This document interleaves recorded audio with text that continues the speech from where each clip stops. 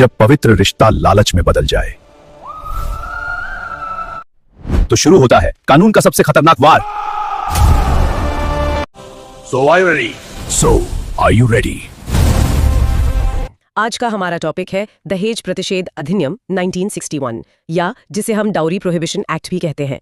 तो पेन और पेपर लेकर तैयार हो जाइए क्योंकि हम सीधे एग्जाम में आने वाले पॉइंट्स पर बात करेंगे। जी, और एक एक स्लाइड को हम जीरो से हीरो लेवल तक समझने की कोशिश करेंगे ताकि कोई भी कंफ्यूजन ना रहे। चलिए तो फिर शुरू करते हैं। इस एक्ट का परिचय, इंट्रोडक्शन। सबसे पहले तो ये 2 तारीखें हैं जो मुझे लगता है सीधे एग्जाम में पूछी जाती हैं। जी हाँ, बहुत महत्वपूर्ण है।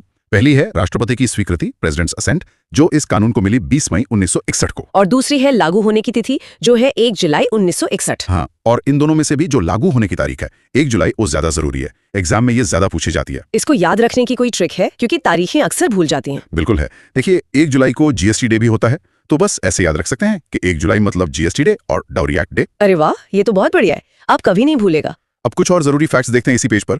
इस अधिनियम में कुल धाराएं मतलब टोटल सेक्शंस हैं 10। और अध्याय कितने हैं? अध्याय यानी चैप्टर्स इसमें एक भी नहीं है, 0 चैप्टर्स। ये एक बहुत अनोखी बात है, इसे याद रखना चाहिए। अच्छा, और क्या इस तरह का कानून बनाने वाला कोई पहला राज्य भी था? जी, केंद्र के कानून से करीब बिहार ने 1950 में अपना कानून बना लिया था, और दूसरा राज्य था आंध्र प्रदेश 1958 में। और एक और जरूरी बात, 2019 के बाद से तो ये कानून जम्मू और कश्मीर समेत पूरे भारत में लागू है। जी हाँ, तो एक छोटा सा सवाल, सोचिए इस एक्ट को राष्ट्रपति की मंजूरी कब मिली थी?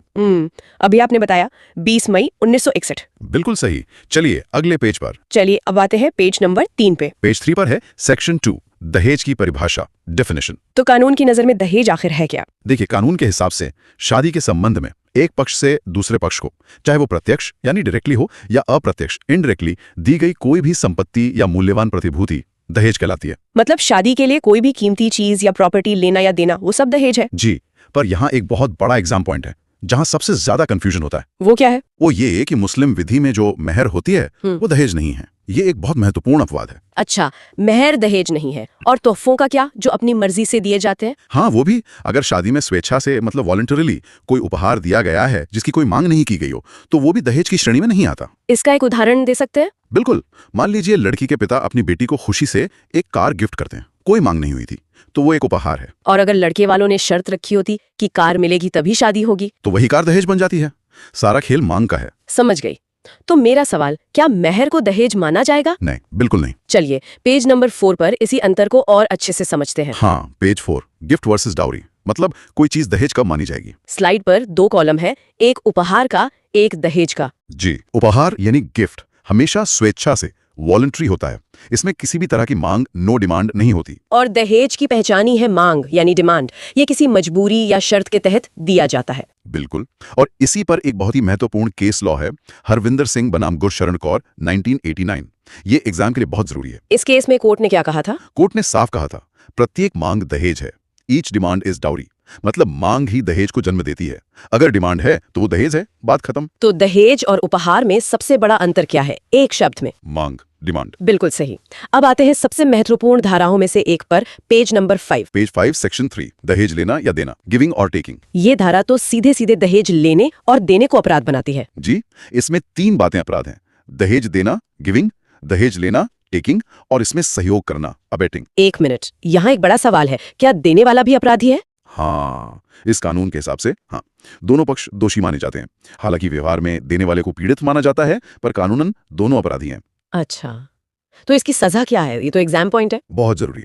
सजा है न्यूनतम 5 वर्ष की जेल, मिनिमम 5 इयर्स जेल। और जुर्माना? और 15,000 रुपए का जुर्माना, या फिर दहेज का जो भी मूल्य हो, दोनों में से जो भी ज्यादा हो। मतलब अगर 1 लाख का दहेज दिया हाँ, तो जुर्माना 15,000 नहीं 1 लाख होगा। एग्जैक्टली, जो भी ज्यादा हो। तो अगर कोई दहेज लेने देने में बिचौलिए का काम करे हाँ, तो क्या वो भी अपराधी होगा? हाँ बिल्कुल, क्योंकि वो सहयोग कर रहा है, अबेटमेंट कर रहा है। ठीक है, चलिए आप देखते हैं पेज नंबर 6। पेज 6 सेक्शन 4, दहेज की मांग। Penalty for demanding. ये धारा तो और भी सख्त लगती है। है ही, ये कहती है कि सिर्फ दहेज की मांग करना भी एक अपराध है, भले ही आपको दहेज मिला हो या न मिला हो, कोई फर्क नहीं पड़ता। और ये मांग कोई भी कर सकता है, माता पिता, रिश्तेदार, कोई भी माता पिता, रिश्तेदार या कोई भी अभिभावक। यहाँ पर एग्जाम पॉइंट ये होगा कि धारा 3 और 4 की सजा में क्या अंतर है। बिल्कुल, ये बहुत पूछा जाता है। धारा 4 यानी सिर्फ मांगने की सजा कम है। कितनी है? इसमें 6 महीने से 2 वर्ष तक की जेल हो सकती है और 10,000 रुपए का जुर्माना। तो लेना देना ज्यादा गंभीर अपराध है, 5 साल की सजा, और सिर्फ मांगना उसमें 2 साल तक की सजा। सही।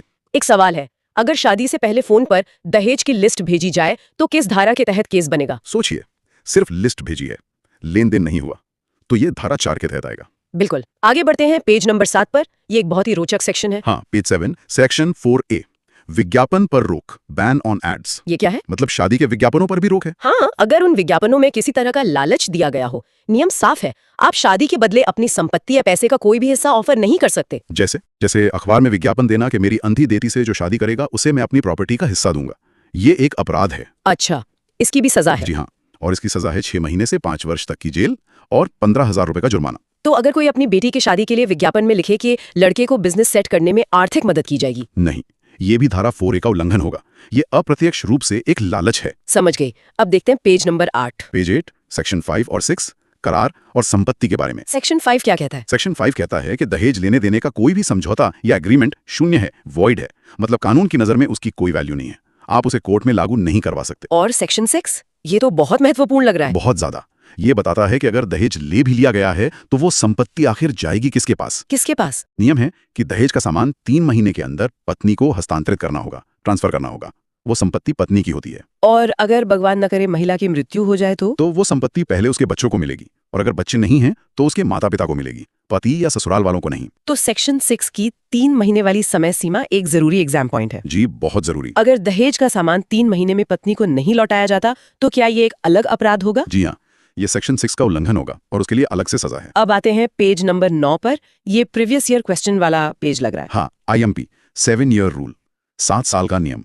ये बहुत गंभीर मामलों से जुड़ा है। क्या है ये नियम? नियम यह है कि अगर किसी महिला की शादी के 7 साल के अंदर अस्वाभाविक मृत्यु, अननेचुरल डेथ हो जाती है, जैसे जलने से या चोट लगने से, और ये साबित हो जाता है कि मृत्यु से ठीक पहले उसे दहेज के लिए प्रताड़ित किया जा रहा था। और ये IPC में भी है ना? जी, IPC की धारा 304B में और अब भारतीय न्याय संहिता की धारा 80 में से कवर किया गया है। इस स्थिति में भी संपत्ति की हकदार कौन होगी? क्रम वही रहेगा जो हमने सेक्शन 6 में देखा था, पहले बच्चे और उनके न होने पर माता पिता। और ये 7 साल की समय सीमा तो एक क्लासिक सवाल है, जैसा कि UPSI 2011 में पूछा भी गया था। बिल्कुल। तो अगर किसी महिला की शादी के 5 साल बाद संदिग्ध हालत में मौत हो जाती है तो कानून सबसे पहले किस एंगल से जांच करेगा? बिल्कुल, दहेज मृत्यु के एंगल से। चलिए अब समझते हैं कि यह अपराध कितना गंभीर है। पेज नंबर 10 पर। पेज 10, सेक्शन 7 और 8, अपराध की प्रकृति, नेचर ऑफ ऑफेंस। तो इस एक्ट के तहत अपराध की 3 प्रकृतियां हैं। हाँ, और तीनों बहुत महत्वपूर्ण हैं।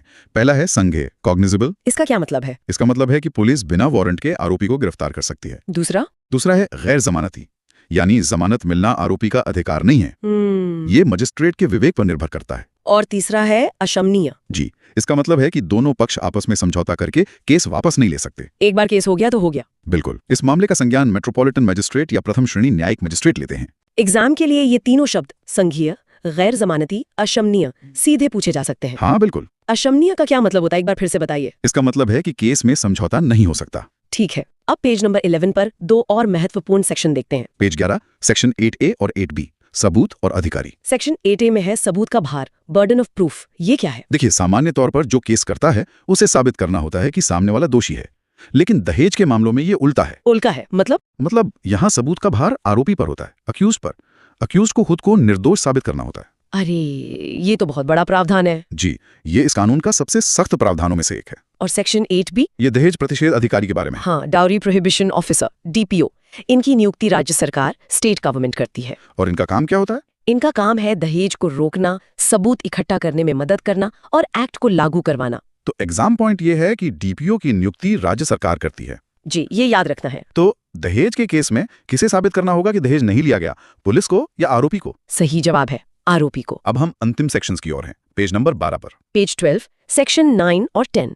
नियम कौन बनाएगा? Rule making. ये तो काफी सीधा और सरल लग रहा है। हाँ, बहुत सरल है। सेक्शन 9 के तहत इस अधिनियम से जुड़े नियम बनाने की शक्ति केंद्र सरकार, सेंट्रल गवर्नमेंट के पास है। और इन नियमों को संसद में रखना जरूरी है। जी हाँ, संसद में प्रस्तुत करना अनिवार्य है। और सेक्शन 10? सेक्शन 10 के तहत राज्यों के स्तर पर नियम बनाने की शक्ति राज्य सरकार, स्टेट गवर्नमेंट के पास है, और उन्हें ये नियम विधानमंडल में प्रस्तुत करने होते हैं। तो एग्जाम के लिए बस इतना याद रखें, सेक्शन 9 केंद्र सरकार और सेक्शन 10 राज्य सरकार। बिल्कुल। एक सवाल है, अगर उत्तर प्रदेश सरकार को दहेज एक्ट में कोई नियम जोड़ना है तो वो किस धारा का प्रयोग करेगी? वो धारा 10 का प्रयोग करेगी। चलिए अब फटाफट एक क्विक रिवीजन करते हैं पेज नंबर 13 से। हाँ, exam revision blast, one liners. मैं बोलती हूँ, आप मन में दोहराइए। राष्ट्रपति की स्वीकृति 20 मई 1961। लागू होने की तिथि 1 जुलाई 1961। कुल धाराएं 10। पहला राज्य बिहार 1950। सजा लेने या देने पर सेक्शन 3 में न्यूनतम 5 वर्ष और 15,000 रुपए जुर्माना। और सिर्फ मांगने पर सेक्शन 4 में 6 महीने से 2 वर्ष और 10,000 रुपए जुर्माना। सबूत का भार किस पर है? आरोपी पर सेक्शन 8A। और अपराध की प्रकृति संज्ञेय, गैर जमानती और अशंभनीय। अभी इसी वक्त चैनल को सब्सक्राइब कर लो, तभी मिलेगा पूरा BNS सीरीज। वीडियो को लाइक और शेयर कर दो, तभी होगा सिलेक्शन। अगला वीडियो चाहिए तो नीचे कमेंट करके बताओ, तभी लेकर आऊंगा।